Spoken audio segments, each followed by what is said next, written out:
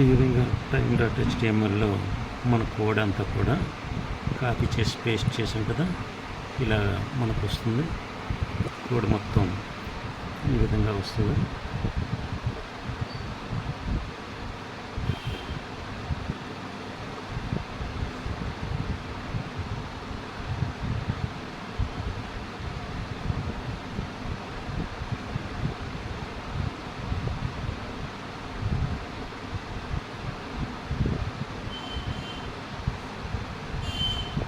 ఈ విధంగా వచ్చిన కోడ్ని మనం ఇప్పుడు ఏం చేస్తామంటే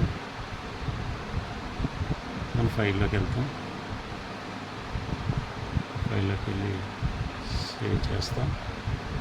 సేవ్ చేసిన తర్వాత మనం ఇప్పుడు ఈ ఫైల్ని మనం ఇందాక ఎక్కడైతే ఏదైతే డెస్క్టాప్లో మన ఫైల్ డౌన్లోడ్ చేసుకున్నామో ఇప్పుడు న్యూ ఫోల్డర్ 2 ఆ ఫోల్డర్ని ఓపెన్ చేస్తాం.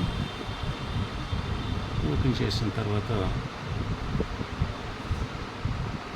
time.html ఉంది కదా, ఈ ఫైల్ మీద డబుల్ క్లిక్ చేస్తాం.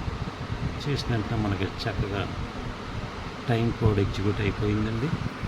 చూసారా టైం కోడ్ ఎంత బాగుందో, ఎంత చక్కగా మనం రియల్ టైంని ఇలా ఆస్వాదిస్తూ చూడగలుగుతున్నాం. ఈ విధంగా టైం ప్రాజెక్టు మనం చక్కగా చేసినట్లయితే మనం ఇదే విధంగా అనేక వెబ్సైట్లు, గేమ్స్ అన్నీ కూడా చక్కగా మనం నేర్చుకోవచ్చు, డౌన్లోడ్ చేసుకోవచ్చు, ఈజీగా ఎగ్జిక్యూట్ చేయొచ్చు. ఇవన్నీ నేర్చుకున్నట్లయితే మనం వివిధ కంపెనీల్లో మీరు చక్కని జీతాలతో మనం లక్షల్లో కనీసం 2-3 లక్షలు 4 లక్షల జీతాలతో హాయిగా TCS, Accenture ఇలాంటి పెద్ద పెద్ద కంపెనీలన్నింటిలోనే కూడా గూగుల్, మైక్రోసాఫ్ట్ కంపెనీలో కూడా మంచి ఉద్యోగాలు సంపాదించవచ్చు.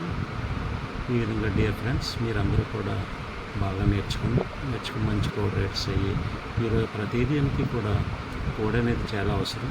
అవి ఎన్ని చేసినా వెనకనున్నది మాత్రం కోడే ఈ ప్రోగ్రామ్స్ అన్నిటినీ రన్ చేస్తుంది. వెళ్ళండి. Thank you one and all.